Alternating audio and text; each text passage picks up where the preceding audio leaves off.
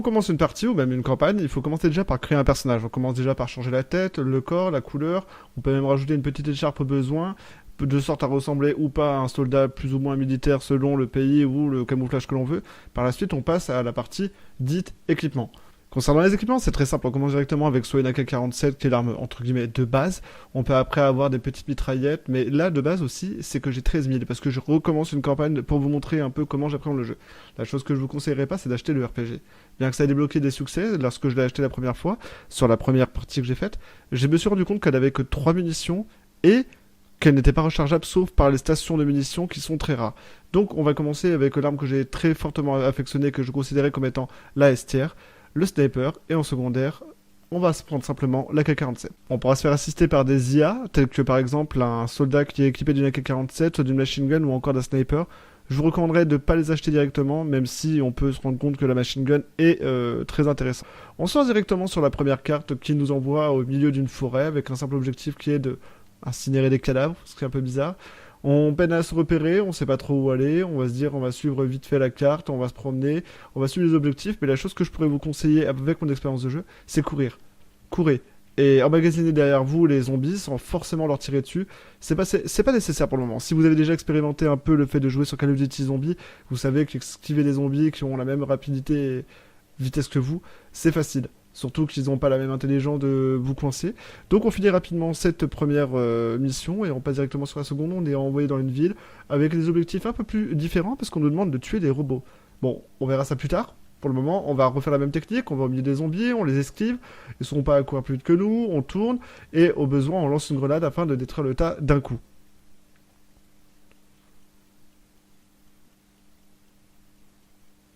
Et ça, c'est la technique que j'ai expérimentée lors de ma première tentative de faire le jeu, c'est de justement tourner et tuer tous les zombies avec plutôt une grenade plutôt que de les tuer un par un. J'ai fait gérer une phase plutôt infiltration avec le sniper où j'y allais un par un. J'ai galéré, c'est très long et ça rajoute beaucoup de complexité. Le jeu est beaucoup plus simple quand on fait justement sous cet abord-là où on tourne et on fait bah, simplement les zombies un par un. Après, je vous conseille aussi la technique que j'ai trouvée, c'est d'être au sniper et du coup à la K47. Vous avez la balle de sniper qui se recharge lorsque vous êtes en train d'utiliser d'autres armes.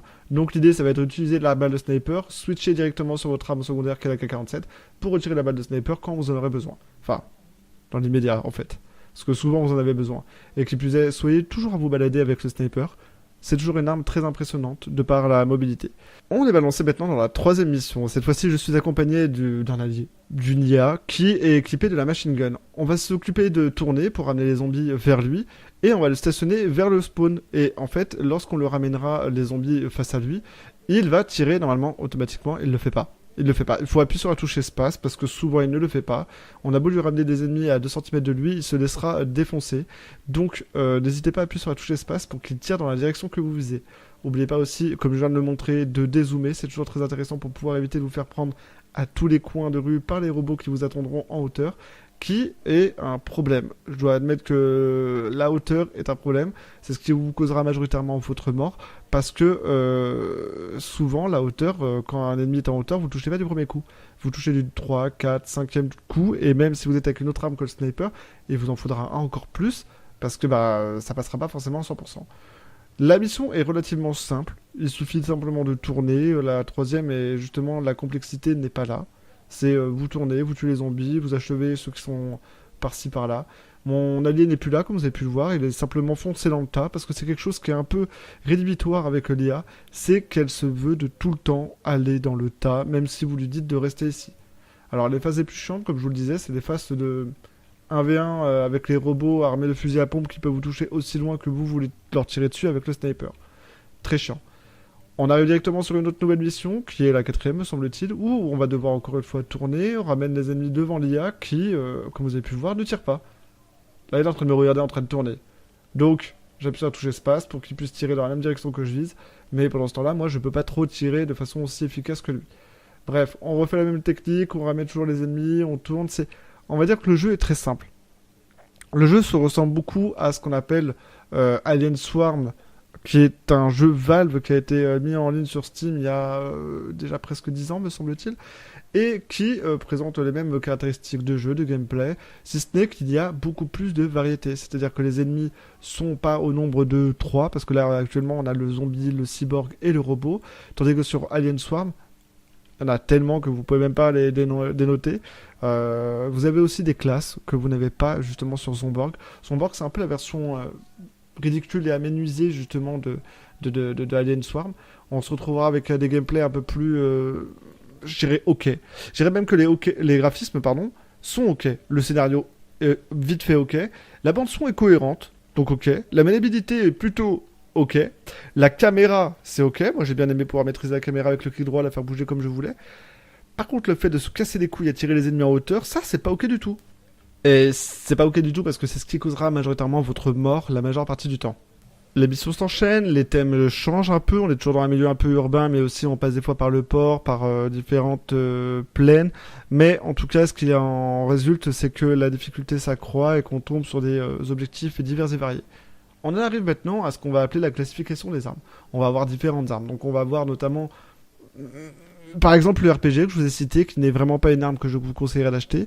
Je vous répète encore une fois, mais la meilleure arme du jeu reste le sniper. Les armes que je considère comme les A tiers sont le FAL automatique et la batteuse. Les armes B tiers sont l'AK qu'on a de base, le Space 12 et le sniper semi-auto, qui est l'avant-dernière arme à acheter. Et les armes à ne pas acheter sont toutes les autres, donc notamment les mitraillettes, parce qu'elles ne font pas de dégâts, elles tirent beaucoup et vous devez souvent recharger, ça ne sert à rien. On n'oublie surtout pas la chose qu'il faut garder en tête et que je n'avais pas lorsque j'ai commencé le jeu, c'est qu'on peut reculer le zoom avec la molette. Vraiment, c'est ce qui vous sera le plus utile parce que ça vous permettra de toucher les ennemis qui sont en hauteur sans prendre de risque de prendre des coups en retour. Surtout que c'est ce qui se passe dans les dernières missions, c'est que vous avez majoritairement des ennemis qui sont au coin de rue, en distance, et qui vous tirent de très loin et peuvent vous tuer en 2 coups. Donc c'est vraiment une course à la survie. On n'oublie surtout pas l'allié IA qui dépend de vos touches H, G et C. Alors je sais que c'est pas du tout pratique, mais en l'occurrence la touche C vous permet de faire en sorte qu'ils vous suivent, la touche H qui garde un point actif donc à côté de vous, et la touche G qui est là au point que vous lui accordez. Et je dirais que on prend facilement, je dirais, le maniement en main. J'ai beau être d'ailleurs un expert du maniement des touches H, G et C pour le manier, la majeure partie du temps, il ne répond pas à la moitié de mes demandes. L'IA de l'allié est aléatoire, tantôt il est sympa, il vous suit, voit que vous tournez avec les zombies à temps et les dégomme tout en assurant vos arrières, tantôt il court tout seul comme un gros gland sur une horde de zombies pour mourir solo. En dehors de ça, le jeu reste relativement simple, ça reste une prise en main, on va dire, assez facile. C'est, comme je vous l'avais dit, un exact copier-coller du jeu Alien Swarm. Si ce n'est qu'il n'a pas la fonction multijoueur, il a des moins bons graphismes et des moins bonnes mécaniques, parce qu'il n'y a aucune classe exploitable, il n'y a aucune arme avec des effets variants, il n'y a aucune interaction de map majeure. Et bon, je dois le dire aussi, mais le déblocage des succès est de mon côté buggé. J'ai acheté toutes les armes lors de la première run, mais les armes PKM, donc la batteuse et le RPG, n'ont pas été comptabilisées, donc impossible de finir tous les succès. Cependant, lors de ma deuxième run, j'ai pu le finir comme vous avez pu le voir au début. Ça reste un jeu relativement bon que j'ai apprécié et joué et que je vous recommanderais, même si je dirais que si vous voulez jouer à un jeu pas trop cher, parce que là il est gratuit, sur lequel vous amusez durant une journée ou deux, je vous conseille surtout Alien Swarm qui plus est multijoueur, et sera beaucoup plus kiffant, il y a plus de missions et beaucoup plus de choses à exploiter dessus. Autre chose que je n'ai pas précisé, vous avez un cycle jour-nuit. Donc quand vous commencez sur une map, notamment vous avez pu le voir, on a commencé sur une map qui c'est très sombre, très nuit. La map a été évolutive et on finit par être de plein jour pour pouvoir continuer la mission. Des fois, je vais pas vous mentir, sur l'avant-dernière mission, j'attendais que la nuit passe parce qu'on était dans une forêt totale et le moindre coin de rue où c'était dans le sombre, pour dire les choses bizarres, vous aviez le moindre zombie qui pouvait sortir des buissons, et souvent même il y a des zombies type cyborg qui peuvent exploser, vous perdez votre run. Ça fait 20 minutes que vous êtes là en train de courir, en train de faire le con dans la map pour essayer de sauver des gens qui sont perdus dans la forêt, et vous vous faites exploser par un zombie surprise qui sort des buissons parce que vous l'avez pas vu, parce qu'il fait trop sombre. La visibilité est très restreinte, et d'ailleurs c'est ce qu'on revoit dans le dernier niveau. Là, comme on peut le voir, j'ai esquivé un zombie qui allait exploser, mais d'autre côté, il y a un robot qui arrive, et un autre qui arrive, et un autre qui me tire à distance. Bref, je vous mets une version très accélérée parce que j'avais prévu tout un grand passage, mais pour montrer la difficulté que c'est d'évoluer, ne serait-ce que dans le décor normal. Et là, à un moment, j'ai dû aller chercher des, survivants. C'est pas des survivants en vrai. Des bouffons qui sont perdus dans la forêt, sauf qu'ils sont coincés et qu'ils m'ont coincé derrière le grillage. Comme on peut le voir, j'ai galéré pendant quelques temps. Et au bout d'un moment, je sais pas pourquoi, avec une, hop là. Je me suis sorti. J'ai pu passer sur le MV et sortir et on passe directement au prochain niveau.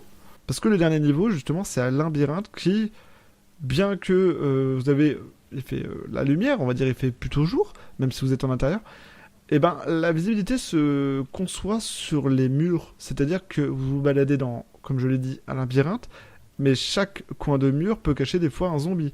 À la force de refaire le niveau, c'est un peu un die and retry. Quand vous mourrez, à force, vous savez où vont spawn les ennemis, comment ils vont spawn, quelles sont les zones qui vont les activer. Et on se retrouve du coup plutôt avec une phase un peu stratégique, anticipation de comment appréhender un ennemi qui va arriver et comment le gérer correctement. L'IA d'ailleurs est très intéressante là-dessus, si il ne déconne pas pour pouvoir le stationner à un endroit et faire en sorte de activer l'ennemi et le ramener devant l'IA pour que lui le shoot. Sans forcément dire de tourner, parce que là on pourra plus tourner avec les zombies dans les 2 voire 3 derniers niveaux, parce que les ennemis sont beaucoup plus restreints, ils sont juste dans des zones beaucoup plus difficiles de bouger dedans. Je ne voulais pas présenter ni capturer, mais il y a 2 boss, on va dire. Le premier, c'est le même, c'est un gros robot, c'est le chef des robots. Et le deuxième, c'est le chef des robots qui prend sa revanche. Cette fois-ci, il est armé, alors que la première fois, il est juste avec des espèces de griffes pour vous éclater la gueule au corps à corps. Il n'est pas compliqué. Le plus compliqué, je dirais que c'est la première fois qu'on le croise, c'est dans les docks au port. Et le plus chiant, c'est de courir après, parce qu'il fait que courir, de se barrer. Et le plus compliqué, c'est la map. La map est très chiante, très compliquée. Parce qu'il y a beaucoup d'ennemis de loin, beaucoup d'ennemis qui sont à des coins de mur, il fait très sombre, et là il n'y a pas le cycle jour-nuit qui s'active, je n'ai pas compris pourquoi. Et j'ai vraiment galéré sur la map des docks à cause de tous les autres mobs, mais pas à cause du boss. Concernant la revanche du boss, il est compliqué à trouver sur la map parce qu'il bouge en même temps que vous, et il n'est activé en termes de position qu'au bout d'un certain temps, sachant qu'il vous tue en 2 balles. Enfin du moins, moi il m'a mis midlife en 1 balle, même plus que midlife. Ce que j'ai fait, je me suis mis en retrait avec mon IA, et j'ai joué un peu, je dirais... voilà, on l'a joué un peu soon. C'est-à-dire que je faisais des gauche-droite dans le couloir pour lui tirer une balle, ça durait un peu de temps, mais au moins j'étais sûr de lui mettre des hits sans prendre le risque d'en prendre. Parce que lui, il peut tirer en marchant, comme nous bien sûr, mais il est beaucoup plus dangereux que nous. Lui, il lui suffit de 2 balles pour nous tuer, nous, il en fallait au moins 20. Et le moment où il est arrivé vers moi, je lui ai lancé masse de grenades, j'ai envoyé mon IA plutôt que moi, parce que moi si je meurs, l'IA peut plus jouer. Et après, je suis allé lui fracasser la bouche avec mon IA. On a été à la batteuse et il a été dézingué en moins de 2. C'est pas du tout une difficulté. En tout cas, j'espère que cette expérience sur ce jeu vous aura convenu, plu et que même le jeu pourrait vous intéresser. Pour ma part, c'était, on va dire, un jeu sur lequel j'ai passé 8 heures pour le finir une fois et demie. Mais c'est pas un jeu que je vous conseillerais forcément. C'est un jeu qui est un peu cool pour la détente, pour le chill, mais n'allez pas forcément y investir beaucoup de temps. C'est pas un jeu qui en vaut pour autant le coup. J'espère en tout cas que cette vidéo vous aura plu. C'était comme d'habitude, j'ai pu faire sur Deathloops et Outer Worlds une présentation d'un jeu, mais cette fois-ci un peu plus immersif en vous présentant pas non l'univers dans lequel on évolue parce que c'est un peu compliqué, mais plutôt la façon dont on pourrait aborder une partie et comment elle va se dérouler. C'était Dalou, on se retrouve très prochainement pour une nouvelle vidéo. Et tchuss!